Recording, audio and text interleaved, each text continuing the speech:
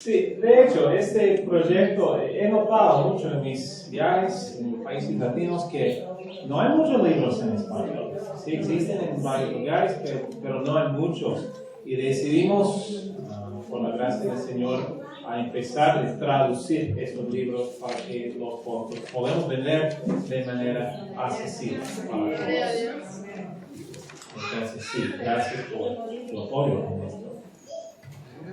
Bueno, nuestro tema hoy es la guerra por la mente. Hemos hablado mucho sobre la verdadera educación, los principios básicos anoche. Esta mañana hablamos sobre ¿qué cosas? La relación, la importancia de la relación, el método del Deuteronomio. Vamos a enfocar ahora en una cosa que es parte de la verdadera educación, el desarrollo de las habilidades de pensamiento. Es un tema, otra vez, muy amplio, no tenemos tiempo para todo, pero vamos a profundizar un poquito. Vamos a orar para empezar.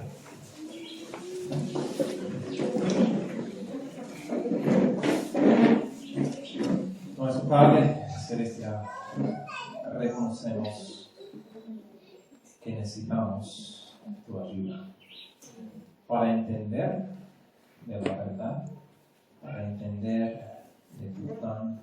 Necesitamos el Espíritu Santo que abra nuestras mentes para recibir y practicar lo que nos enseñas. Y Señor, pedimos tu ayuda en ese momento mientras estudiamos, y yo pido que hagas por mí, que este mensaje sea de mí. Gracias, Señor, y pido eso en el nombre de Jesús. Amén.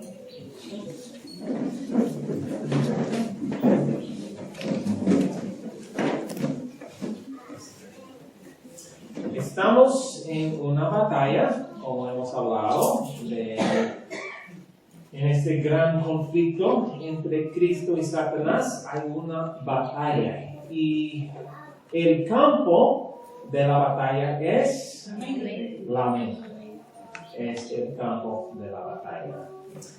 El libro La Educación, página 17, nos dice que cada ser humano creado a la imagen de Dios está dotado de una facultad semejante a la del Creador. A la del Creador. ¿Cuál facultad? Dice, la individualidad, la facultad de pensar y hacer. La Biblia nos dice que Dios creó al hombre a su imagen y semejanza. Y leemos aquí que parte de esta imagen de Dios es la capacidad de pensar. Pero no solo pensar, pero hacer o tomar decisiones.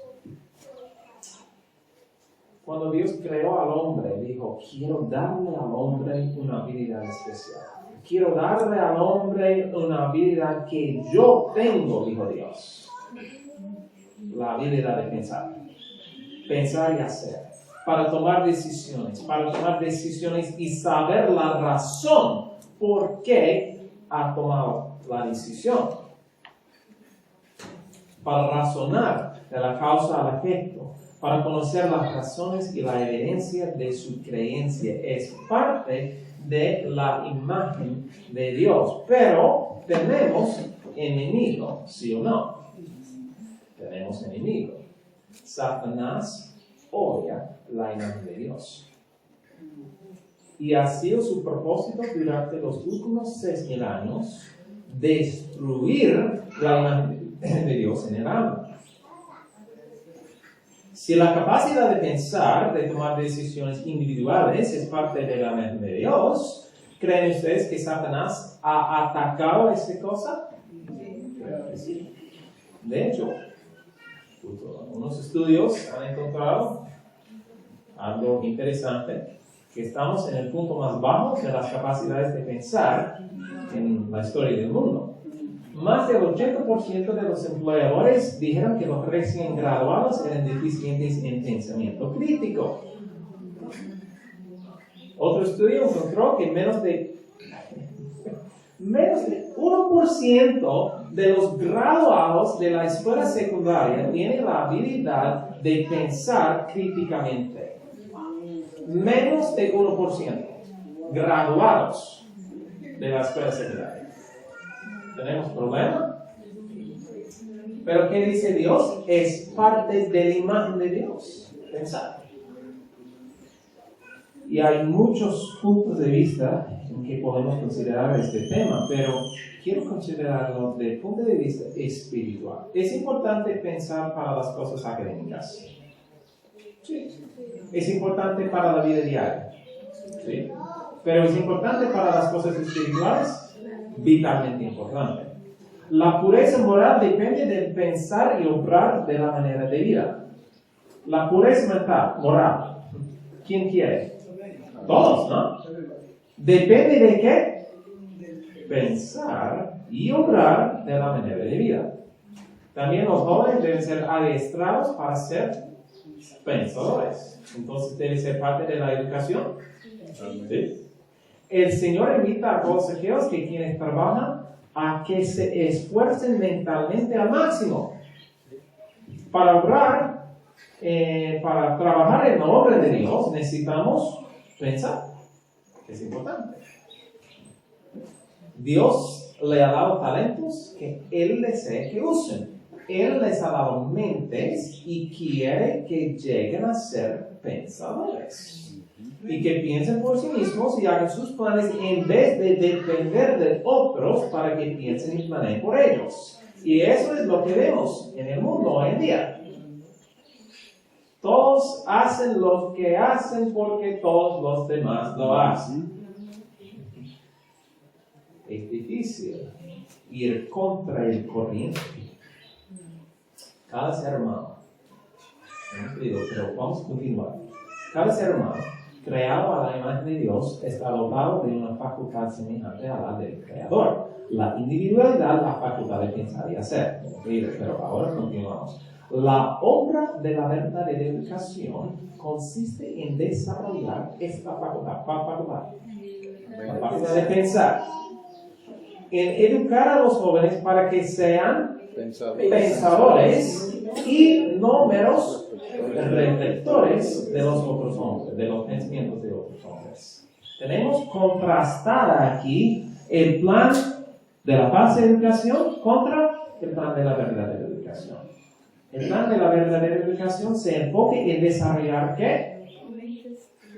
Pensadores. Y el plan falso se enfoca en ¿qué? Reflectores. Imitadores. Dios creó al hombre con el poder de pensar y decidir individualmente. Esa palabra es clave aquí. La individualidad. Porque el pensador, de que estamos hablando aquí, es el pensamiento independiente. La palabra individualidad. ¿Qué significa? Este tipo de pensamiento no es ser meramente muy inteligente. Alguien que es muy inteligente puede ser un pensador o puede no. Ese no es seguro que va a ser un pensador. Alguien que, tampoco es alguien con un doctorado, muchos títulos. Puede ser pensadores o quizá no. ¿Cuánta información que tenga en tu mente no indique que eres pensador? Tampoco el pensamiento independiente es rebelión. Tener pelo rosa no es rebelión, no es pensar independiente. Ese es engaño de Satanás. Un lado o el otro. Dios tiene un plan, Satanás, no importa a él cuál lado estemos. Pero el punto aquí es que Dios quiere trabajar con nosotros individualmente a través de nuestra mente. Dios quería tener una relación individual con cada ser humano. Hermanos, no somos salvos porque somos parte de ese grupo aquí. ¿Amén? No somos salvos porque somos parte de ese grupo. No somos salvos porque somos parte de una iglesia. Somos salvos por nuestra relación individual con Dios. Amén. Y la habilidad de pensar con individualidad es ser capaz de desarrollar una creencia y conocer la razón de su creencia y defender esa creencia, aunque todos los demás hagan algo diferente. Amén. No dependerá de otras personas para sus ideas, pensamientos y creencias. Significa ser capaz de razonar de la causa al efecto y tomar decisiones sabias. Ahora, para aclarar, no es decir que no podemos usar los pensamientos e ideas de otros, pero no dependemos de esos. El pensamiento independiente significa que puede pensar de una manera, o tener una creencia, o tomar una decisión, y sabes por qué has tomado esa decisión. Y por eso, aquí la aplicación a las cosas espirituales. Por eso, si todo el mundo está haciendo o creyendo algo diferente, el pensador puede estar firme en su creencia, basando su fe en el Señor y la palabra de Dios. Eso es un pensador de acuerdo con Dios. Vienen los tiempos donde deberíamos estar firmes solos. Si vienen esos tiempos, no podemos seguir el corriente. Nuestro enemigo no quiere eso. Lo que Satanás quiere es que tú y yo hagamos lo que todo el mundo está haciendo. No quiere Satanás que pensamos. De hecho, él teme a los pensadores. Piensen en la Reforma Protestante. Esos hombres, Martín Lutero, pensador, no tuvo temor de ir contra el corriente por unos años. El mundo hoy está en la oscuridad. La mayoría de la gente hace lo que hace porque todos los demás lo hacen. Nuestros pensamientos y acciones son controlados por la tecnología, las redes sociales y los pensamientos y opiniones de otros. Pero Dios necesita una generación de pensadores para estos últimos días, para mantener alto el estándar de la verdad. Amén. Y terminar la obra en esta tierra. Amén. Y los que tengan éxito espiritual en los últimos días serán pensadores individuales. Amén. Esa cualidad de pensamiento individual es vital para el pueblo de Dios en los últimos días.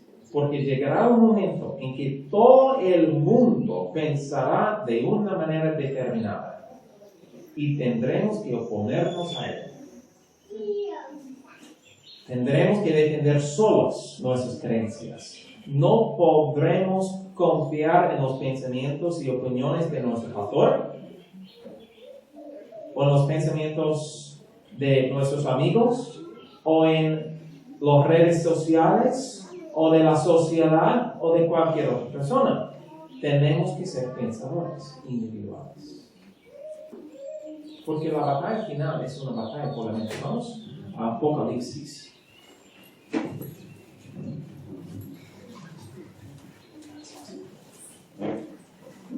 Apocalipsis capítulo 7.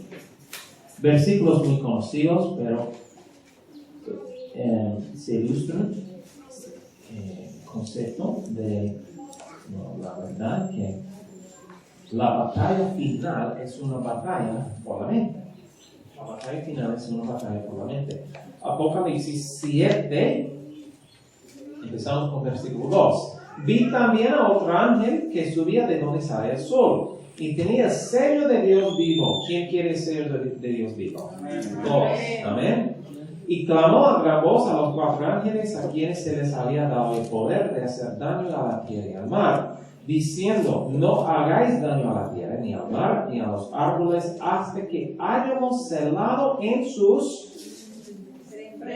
frentes a los siervos de nuestro Dios. ¿Qué es la frente? ¿Qué significa la frente? La mente, ok. ¿Y más? Pensamientos. ¿Qué parte del cerebro? Lóbulo frontal. Es interesante. Hay una parte del lóbulo frontal, se llama el córtex del cíngulo anterior. Es importante para muchas cosas, pero noten aquí las últimas dos en esa lista. La detección de errores. Es importante para un cristiano. Cuidado, el centro del libre albedrío. En otras palabras, esta parte del cerebro es el centro que toma decisiones morales.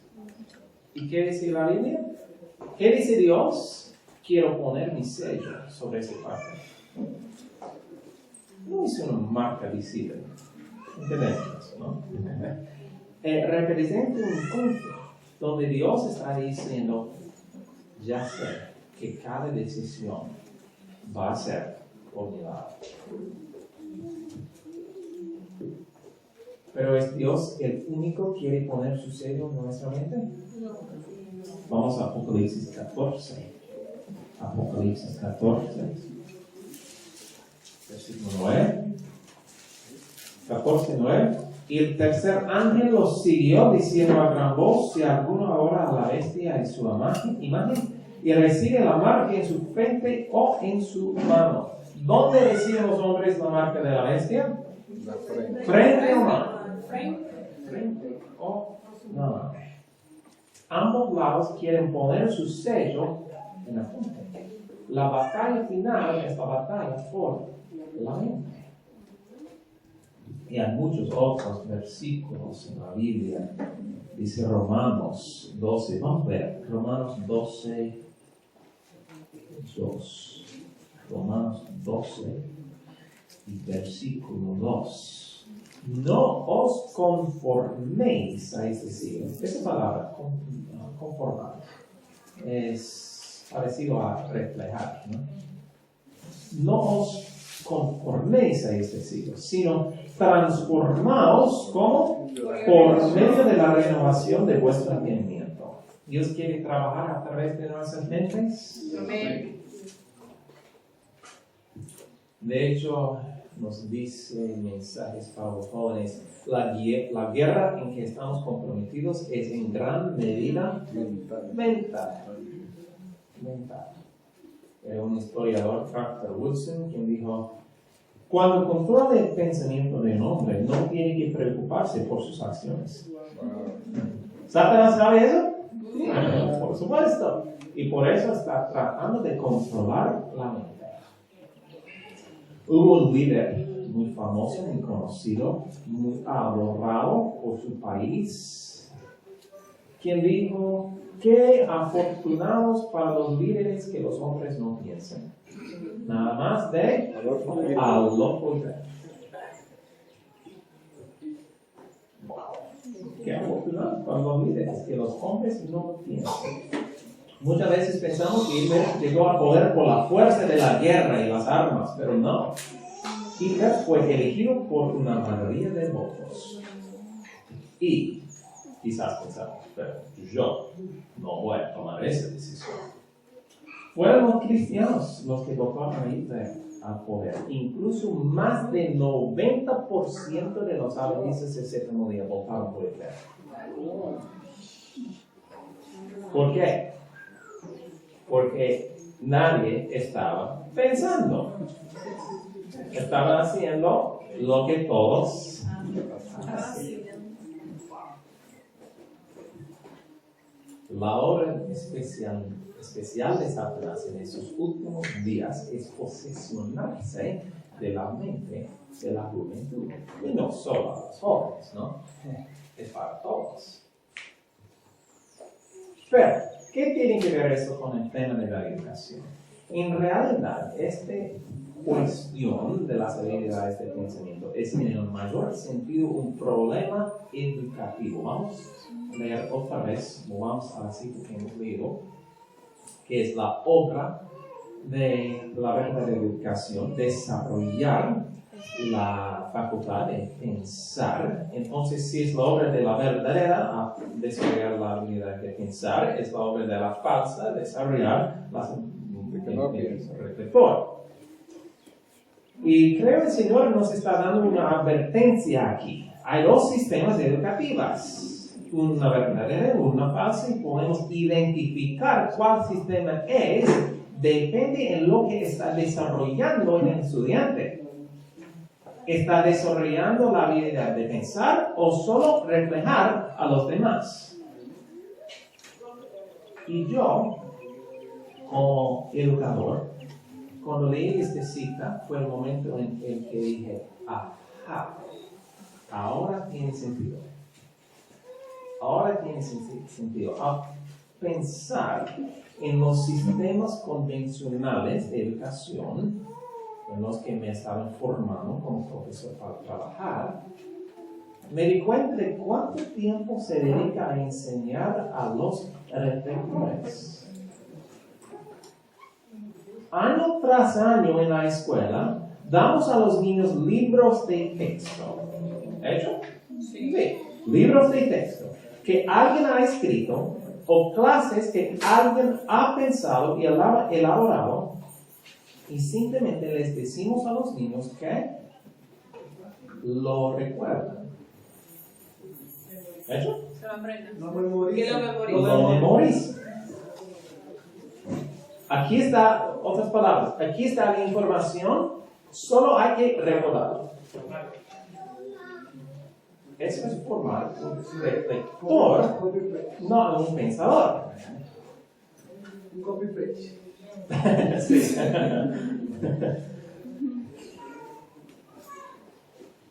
Es posible que hayamos sido entrenados por un sistema de educación falso para ser un reflector de los pensamientos de otros hombres y que ni siquiera lo percibamos.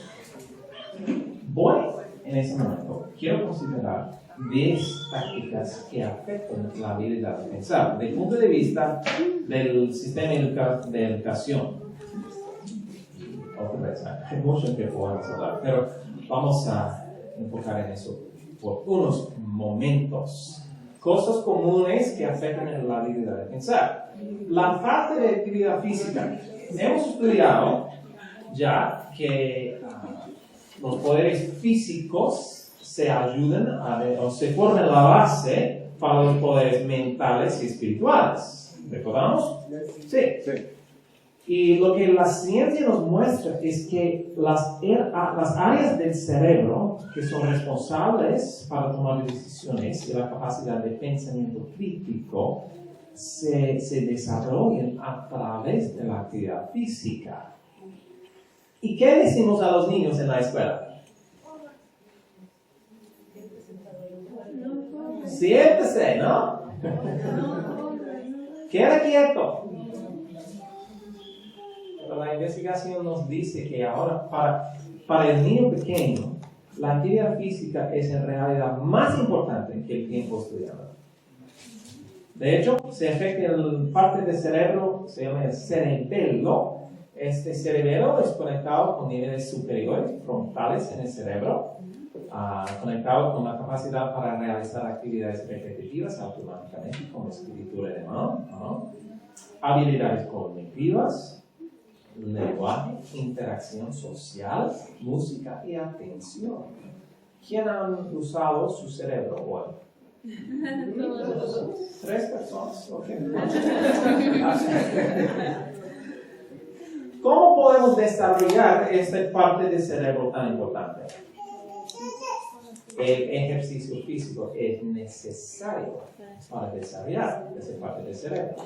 También la parte se llama el hipocampo, importante para la memoria, navegación espacial, el comportamiento, la emoción, la actividad física, se desarrolla esa parte del cerebro. También el cuerpo caloso, muy importante para el aprendizaje, es la conexión entre hemisferios cerebrales, importante para la cognición, habilidades motoras, información sensorial y mucho más. Pero hay algo muy interesante. El cuerpo coloso es la parte roja aquí, es dentro del centro del cerebro y se conecta con varias áreas del cerebro. Pero no de la parte de aquí. ¿Cómo se llama esa parte del cerebro? El lobo frontal, sí. Y todas estas fibras en el rojo se conectan con una parte frente del cuerpo coloso. Esa parte se llama el gino, creo que es la rodilla en español, la rodilla del cuerpo coloso.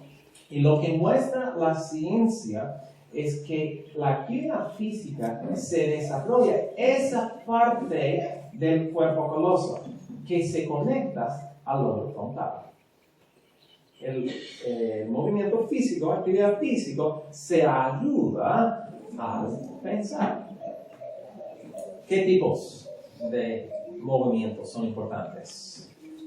¿Cómo se llama aquí en Ok. Es algo que todas las mamás lo hacen, ¿no? Es importante para el desarrollo del cerebro. Gateando el niño, muy importante para el desarrollo del cerebro. Girando, colocarse boca abajo, todas las cosas que a los niños les gustan hacer con la actividad física es bueno para el desarrollo del cerebro. Los niños que dedican al menos 1 hora diaria a la actividad física intensiva muestran un mejor funcionamiento cognitivo. Pero hay un tipo de actividad más beneficioso que todas. Hemos estudiado ayer. ¿Recordamos? La agricultura. Sí, la agricultura. Ningún ramo de trabajo manual es de más valor que la agricultura. Pero no tenemos tiempo para profundizar cada uno de estas tácticas. Estamos mirando. El punto 2 es algo que se llama la sobreestimulación. Sobreestimulación es cuando abrumamos la vida del niño con tantas cosas para hacer. Por ejemplo, demasiados juguetes. Es común cuando los padres están trabajando, muy ocupados, les dan a los niños muchos juguetes. Y eso es sobreestimulante. Y también la ciencia nos dice que los niños que tienen tantos juguetes son más aburridos. Interesante. Demasiado en el horario, demasiado de la escuela y demasiado de la tecnología. Todo es sobreestimulante. Y puede causar el estrés, exceso de actividad o decimos la hiperactividad, frustración, irritabilidad y mal genio y muy cansado y el pensamiento superficial. Los niños no deberían ser estresados. Amén. Deben ser niños, felices, pero no a veces causamos este estrés por la vida sobreestimulante. Lo que los niños necesitan, tiempo en la naturaleza, explorando, descubriendo cosas. La tranquilidad, la calma y la ausencia de excitación artificial fortalecen al niño inmaduro. Dr. Raymond Moore, es adventista, en su libro La escuela puede esperar.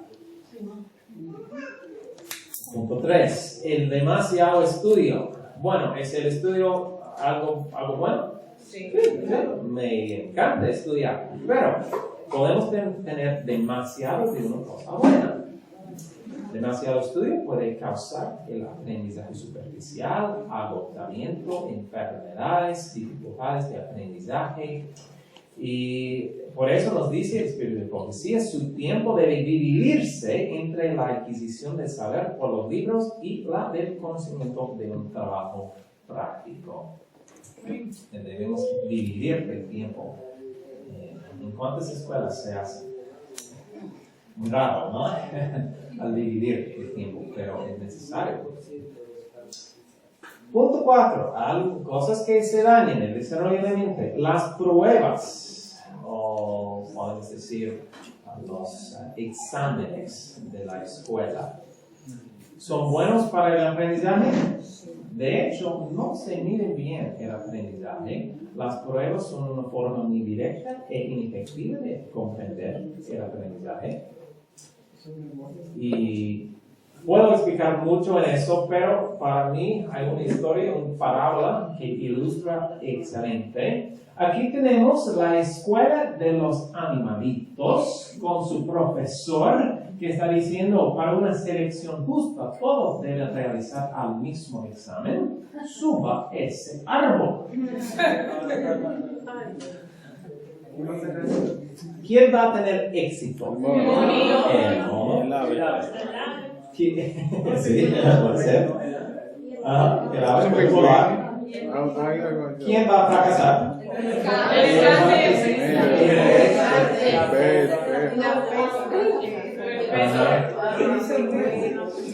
Dice la historia que érase una vez que los animales decidieron que debían hacer algo para satisfacer las exigencias del nuevo mundo. Así que organizaron una escuela. Adaptaron un currículo con 4 materias: correr, nadar, volar y escalar. Ok. Todos los animales querían sacar buenas notas, así que esforzaron mucho. El pato era excelente en nadar y volar, por supuesto. De hecho, mejor que su maestro.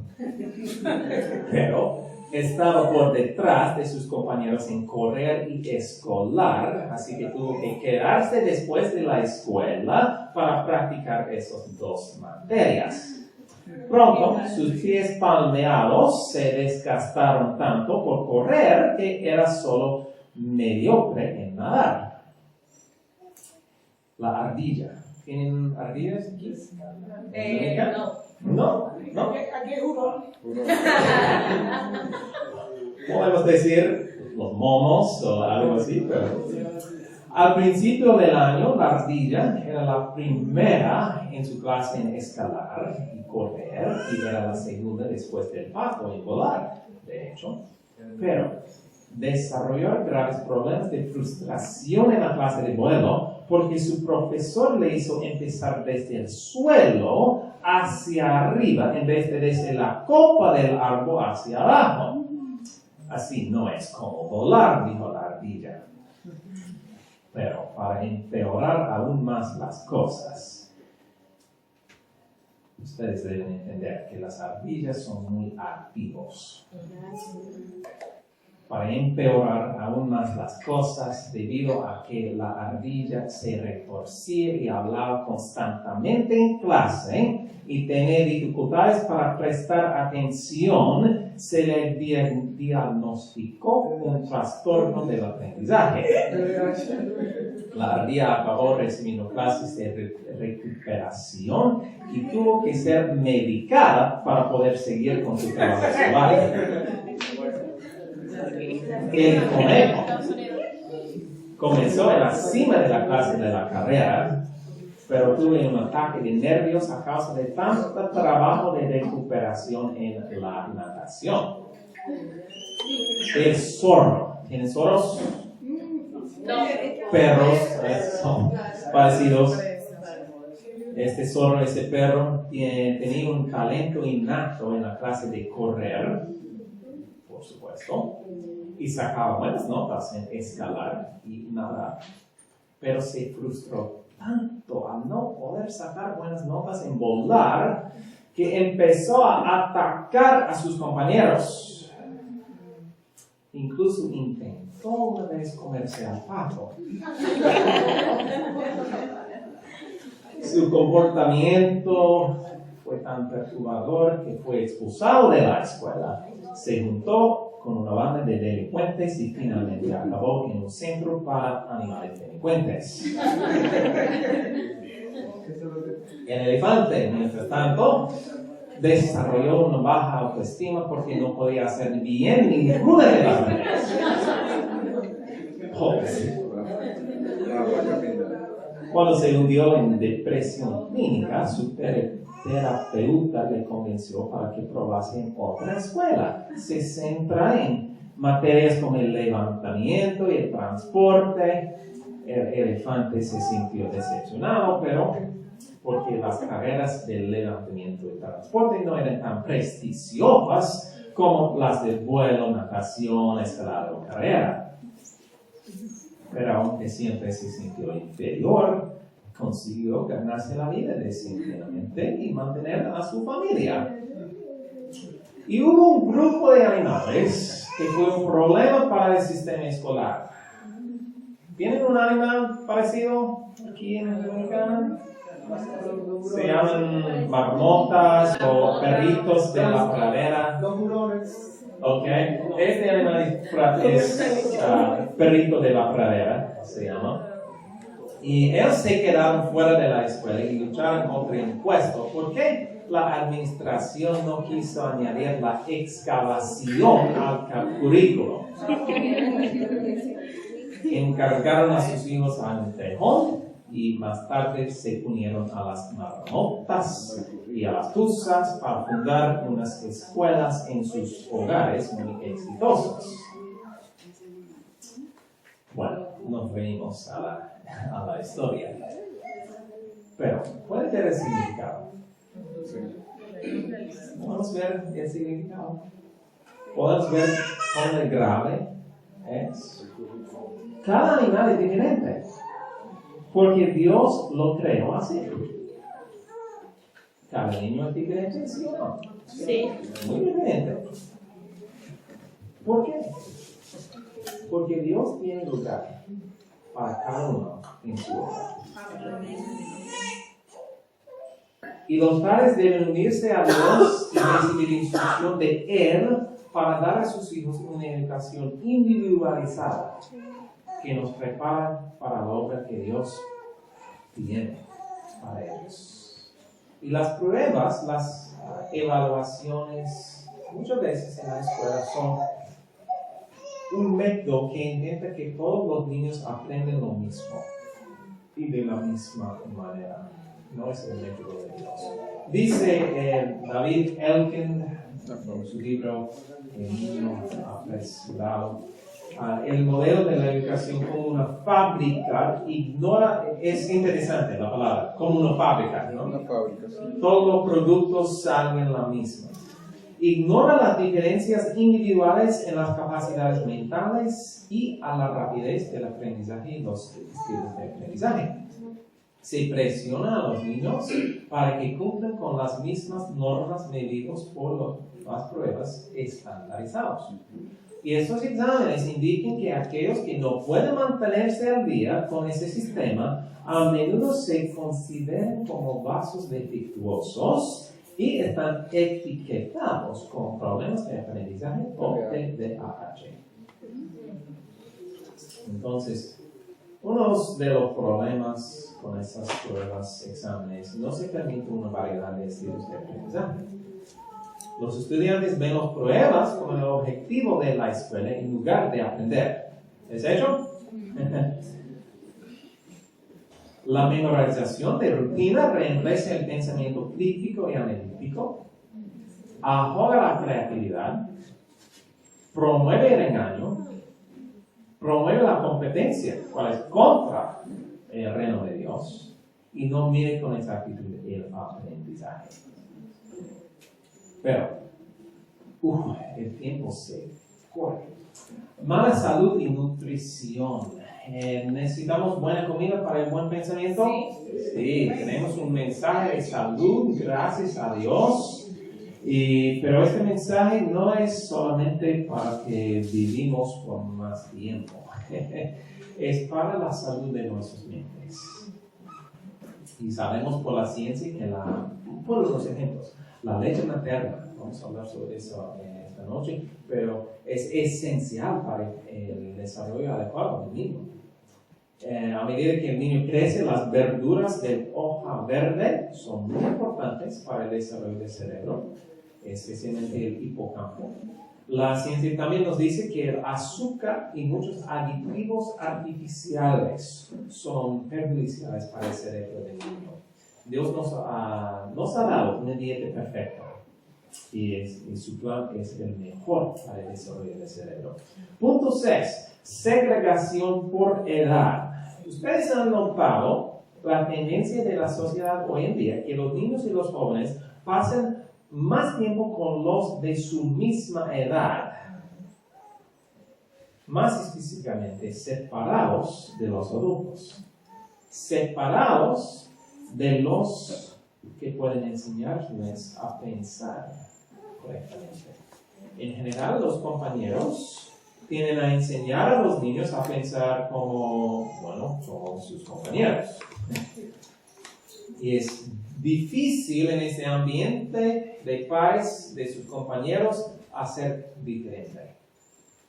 El pensamiento independiente no se fomenta en la mentalidad de grupo.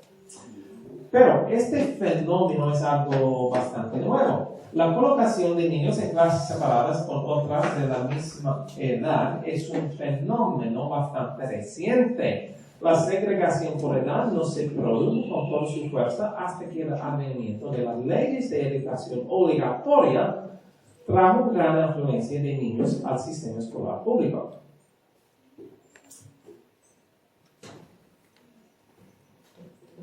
Antes de la educación obligatoria, ¿dónde se aprenden los niños? En el hogar. En el hogar, con quizás padres, tíos, tías, abuelos, abuelas, toda la familia eran los instructores de los niños. Y lo que se pasa ahora es que nunca en la historia hasta el siglo XX los jóvenes se han separado en gran medida de las actividades productivas en curso de la sociedad. Pero los niños necesitan pasar tiempo con los adultos para aprender cómo ser adulto. También la ciencia nos explica que los niños realmente aprenden y desarrollan sus cerebros en un ambiente con una variedad de edades. Y los niños se desarrollan principalmente al intentar trabajos y actividades que solo pueden realizar en colaboración con una persona más competente. Y también lo que es muy interesante es que ¿qué es la razón que dice la gente por qué los niños deben pasar tiempo con otros de la misma edad? ¿Qué es la razón?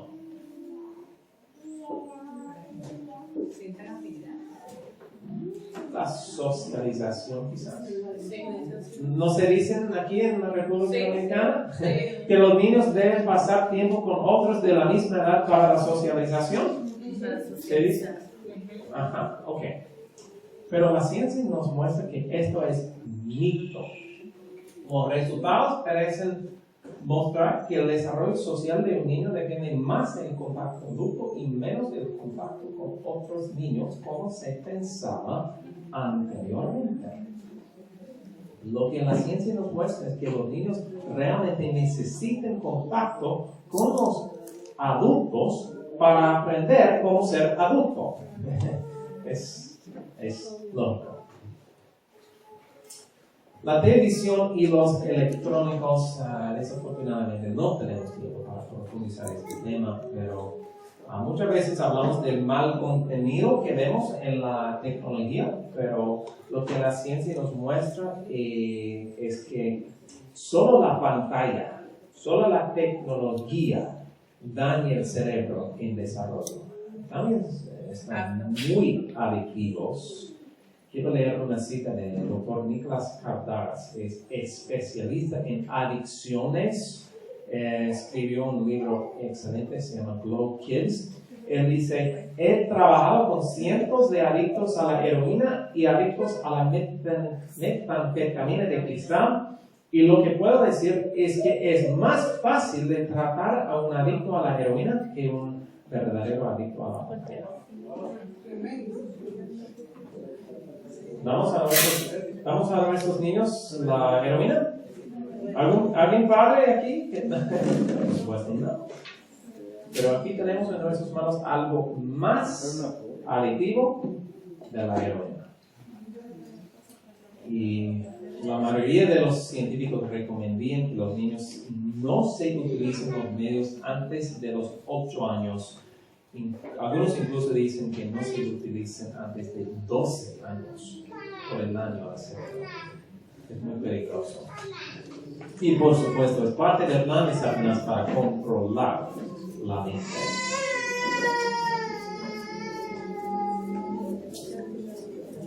Quizás si algunos de ustedes, quizás debo hablar con el hermano Roberto, pero si algunos de ustedes quieren quedar el domingo, si tenemos tiempo, podemos profundizar este tema de la tecnología. ¿Sí? ¿Posible? Ok, excelente. Podemos usar. Si alguien está interesado en este tema, tengo mucha información sobre los efectos de la tecnología en los niños y podemos profundizarlo el domingo. Bueno, unos puntos más. La falta de entrenamiento práctico.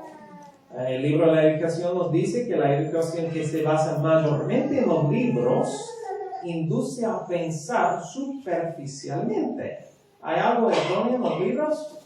No, me encantan los libros, pero es importante que no es la única fuente de la educación. El trabajo práctico estimula la observación minuciosa y la independencia del pensamiento. También hay falta de enseñanza para pensar. Es importante que enseñamos a los niños a pensar a través de la relación, de la conversación. También necesitamos permitir a los niños que resuelvan las cosas, experimenten, aprenden explorando y permítanles cometer errores menores en las cosas prácticas cotidianas. Estas cosas se enseñan a los niños la habilidad de razonar, de hacer caso al efecto. Eso ayuda de sus habilidades de pensamiento. El punto 10, la 10ª táctica, es algo muy importante. Se causa la incapacidad para pensar formalmente, la desorganización del cerebro, impotencia aprendida, dificultades de aprendizaje, problemas oculares, agotamientos escolar, abandono de la escuela, falta de espiritualidad, una de las principales causas de nuestros jóvenes saliendo de la iglesia y una causa principal de la falta de habilidades del pensamiento. ¿Qué es esta 10ª táctica? Debes volver esta tarde. Pero, para concluir, quiero mencionar algo. Estamos en batalla. Y al ver, quizás en este punto, de los temas que hemos hablado, estamos pensando quizás que las formas tradicionales de educación de las escuelas no son nada buenas para los niños. Quizás estamos realizando esta cosa. ¿Pero por qué? ¿Cómo han llegado a ser aquí? Déjenme mostrarte unas citas. Bueno, hemos leído que es la obra de la verdadera educación desarrollar pensadores. La obra de la falsa es reflectores. Ok. Hemos visto que hay un verdadero, hay un falso, hay un gran conflicto. Considere esto del libro que se les ha mostrado, el libro Estudios sobre la educación cristiana, del Dr. Sutherland. Aquí describe el sistema de educación papal como parte de la contrarreforma. Estudiamos mucho de la reforma protestante, pero hubo una contrarreforma a través de las escuelas que se usan por maestros, los jesuitas. No estoy criticando a la Iglesia Católica, pero solo es historia. Es lo que se hizo en la Iglesia para trabajar en la contrarreforma. Y dice, los siguientes métodos de enseñanza son característicos de las escuelas jesuitas. Se cultivaba la memoria como un medio de impedir la libre actividad de pensamiento y la claridad de juicio. ¿Vimos esto hoy en día? La cultivación de la memoria. ¿Por qué? Porque impide la libre actividad de pensamiento. Buscaba resultados ostentosos con los cuales deslumbrar al mundo un desarrollo armonioso, que es parte de la verdadera educación, tal no era nada. Los jesuitas no trataron de desarrollar todas las facultades de sus alumnos. Cuando un estudiante logrará hacer una exhibición brillante de los recursos de una memoria bien abastecida, había alcanzado el punto superior al que los jesuitas buscaban conducirlo. La originalidad y la independencia del pensamiento, el amor a la verdad por su propio mérito, el poder de reflexionar y formar juicios correctos no solo eran negados, eran suprimidos en el sistema jesuita. Muy interesante. Pero ¿qué dice el libro de la educación? Durante siglos la educación ha dependido en extenso grado de la memoria. Esta facultad ha sido sobrecargada hasta lo sumo y no se ha desarrollado paralelamente las demás facultades. No conviene atestar la mente con estudios que requieren intensa aplicación, pero no se utiliza en la práctica. Y se dice, es fascinante, el cerebro recargado con lo que no puede dirigir ni asimilar, por fin se debilita. Muchas veces pensamos que ganar información se esfuerza la mente. No, se debilita la mente sin ponerla en práctica.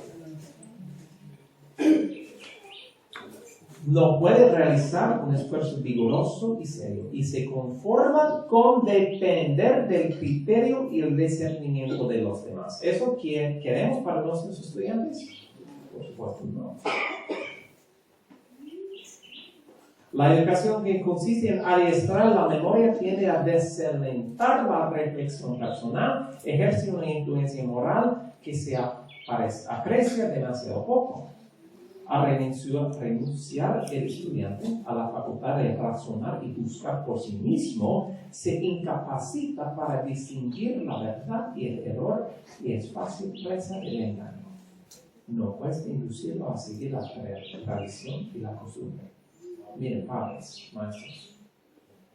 Es fácil decir esas cosas sobre la escuela, pero podemos hacer la misma cosa en las cosas espirituales. Nos enseñan a los niños, como he hablado esta mañana, nos enseñan esas cosas a los niños de manera seca, sin relación, de manera informativa. ¿Y qué va a hacer? Cuando el niño vaya del hogar, se deja todo. Porque no hubo pensamiento. ¿Me entienden? Okay. Es interesante si buscamos en los días más modernos. La educación debe proveer los medios para destruir el libre albedrío. ¿Quién lo dijo? Johann Gottlob Fichte en su discurso a la nación alemana, 1807. Si quieres influenciar al estudiante en absoluto, debes hacer algo más que meramente hablar. Debes moldearlo y moldearlo de tal manera que simplemente no puede desear otra cosa que lo que tú quieres que él desee. ¿Y qué fue? ¿Dónde es? Su discurso a la nación alemana. ¿Y qué hemos leído sobre qué pasó en la nación alemana? Los días de Hitler. Este plan educativo era enfocado en desarrollar una población listo para hacer lo que todos demás lo hacen. Hitler por sí mismo. Dice que afortunados por los líderes que los hombres no piensan. Eso no fue accidente, fue el resultado de la educación. Mira, esta nación era el primero en la Reforma Protestante, la primera en iniciar escuelas cristianas, la primera en inventar la imprenta, distribuir Biblias, cristianos fuertes que no temían ser diferentes y defender sus creencias. Martín Lutero era de ese país. Pero luego vemos a toda la nación influenciada por la retórica de un hombre. ¿Por qué? Por la contrarreforma a través de la educación. Y veremos la historia repetirse. Quizás Satanás va a hacer su próximo ataque en el siguiente país que fue la fortaleza del protestantismo, los Estados Unidos. Y a través de los Estados Unidos a todo el mundo. Interesante. Elwood Carlin, hablando sobre la educación pública en los Estados Unidos, en 1934. La escuela reorganizó su enseñanza siguiendo las líneas dictadas por la nueva instrucción de psicología que nos había llegado del extranjero. ¿De dónde? De Prusia, Alemania. Los diseñadores del sistema educativo en los Estados Unidos fueron a Alemania para estudiar los métodos, para llevarlos a los Estados Unidos. Empezando alrededor de 1880 a 1885, nuestras escuelas comenzaron a experimentar un nuevo pero continuo cambio de propósito. Aquí la Junta de Educación General de Rockefeller. Los Rockefeller eran grandes nombres de la industria en esa época de la historia. Y es interesante para mí que tuvieron una Junta de Educación General. ¿Por qué se preocupaban ellos por la educación? La realidad es que fueron una de las mayores influencias en el desarrollo del sistema escolar. Dijeron, en nuestros sueños tenemos recursos ilimitados y el pueblo se somete con perfecta docilidad a nuestras manos moldeadoras. ¿Ves el ataque aquí? Aquí, William Torrey Harris, cita. ¡Wow! William Torrey Harris, en su filosofía de la educación, 1906, estableció William Torrey Harris el primer jardín de infancia público en los Estados Unidos. Estableció la escuela secundaria como parte integral de la educación y fue comisionado de educación de los Estados Unidos durante 17 años. Él sabe lo que habla. Fue una gran influencia del sistema educativo moderno. 99 de cada 100 son autómatas. Con cuidado caminan por caminos prescritos, con cuidado siguen la costumbre prescrita. Esto no es un accidente, sino el resultado de una educación sustancial. No es accidente. ¿Por qué todos son reflectores? Por su educación. Pero ustedes ven la batalla aquí. Una guerra. Bertrand Russell, este hombre, wow, es de esperar que los avances en fisiología y psicología den a los gobiernos mucho más control sobre la mentalidad individual de lo que ahora tienen incluso en los países totalitarios. Fichte estableció que la educación debe tener como objetivo destruir el libre albedrío, de modo que cuando los estudiantes hayan salido de la escuela sean incapaces durante el resto de sus vidas de pensar o actuar de otra manera que la que sus maestros hubiesen deseado. Y de hecho, es fascinante, es horrible, de hecho, estudiar de este hombre, Bertrand Russell. Pero él habló de cómo la escuela puede ser más eficaz. ¿Saben ustedes qué dijo él? Uno, cómo la escuela puede ser más eficaz? Uno, la influencia del hogar es un obstáculo para el adoctrinamiento de los niños. Obstáculo los hogares, dijo él. Y dos, no se logrará mucho si no se empieza a adoctrinar antes de los 10 años. ¿Satanás sabe algo? Pero ¿qué dijo Dios? Hemos leído Deuteronomio. Dios habló a los padres. Padres, es su trabajo mantener su niño contigo en los primeros años. Mientras el mundo estaba buscando controlar la mente de los niños pequeños, Dios dice a los padres, no permiten que vayan a ese abismo. Manténganlos contigo. En su sabiduría, el Señor ha decretado que la familia sea el mayor agente de la vida. Elwood Cubberley, hablando sobre las concepciones, los cambios en la percepción de la educación, 1990, la actitud hacia el control del niño es probable que cambie. Cada año que pasa, el niño llega a pertenecer más al Estado y cada vez menos a los padres. El argumento en defensa de que el niño es mi hijo no será aceptado por mucho tiempo más por la sociedad. ¿Verdad? Edward Ross, ¿cómo controlar la sociedad? Dijo, es el trabajo de las escuelas recoger pequeños buques plásticos de masa humana de hogares privados y darles forma sobre la tabla de amasar social. Este autor es incierto, algunos atribuyen a John Dewey, padre de la educación pública moderna. Si las escuelas públicas pueden mantener a los niños ocupados desde las 7 o 7:30 de la mañana, durante la mayor parte del día, con deportes después de la escuela y tareas por la noche, los padres tendrán menos de 1 hora al día con sus hijos. Y la influencia de la familia y la iglesia cristiana sobre ellos podría romperse en aproximadamente una generación.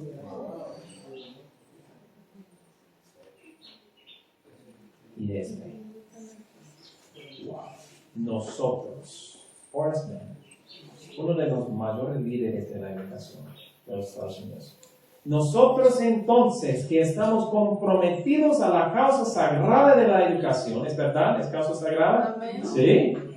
Tenemos derecho a considerar a todos los padres como si nos hubiesen dado rehenes a nuestra causa. Es guerra. Mira, las palabras usadas aquí es guerra. Ellos saben, Satanás sabe lo que es en riesgo. Pero somos despiertas a esas imágenes. Bueno, ya el tiempo se ha acabado. Quizás voy a terminar con esta cita. La posición de un padre es una de las más responsables en la tierra. Sin embargo, es considerada muy ligeramente por la mayoría del mundo.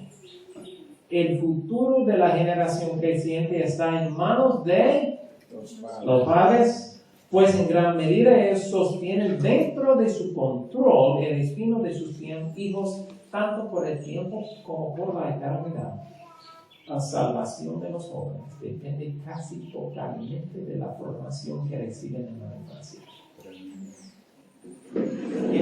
¿Qué está en riesgo aquí? La salvación de nuestros niños. ¿Y quiénes tienen la responsabilidad? Los padres.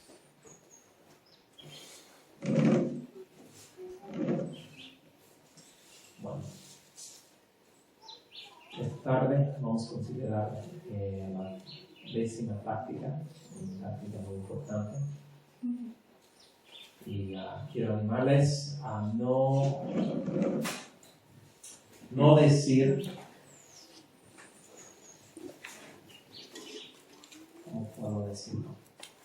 A no enfocar tanto en los y criticar en lo que otros han fracasado en la escuela, de la sociedad, esas cosas. No tenemos control sobre el mundo, sobre las escuelas, sobre la sociedad. ¿Dónde tenemos control? En la casa, en el hogar. Hay que tomar decisiones, cada padre hay que tomar decisiones para su propia casa, siguiendo la palabra del Señor, no criticando a los demás, pero buscando el plan de Dios para sus propias familias. Amén. Vamos a orar.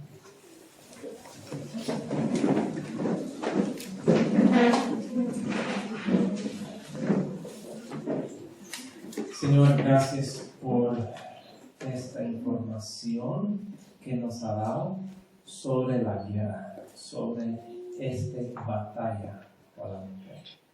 Quiero pedir en ese momento su ayuda para cada padre, cada maestro que está aquí. Señor, que les ayuda con sabiduría, con fuerza, perseverancia, cualquier cosa que se necesite para seguir con tu plan. Gracias por toda la ayuda que nos quiere dar.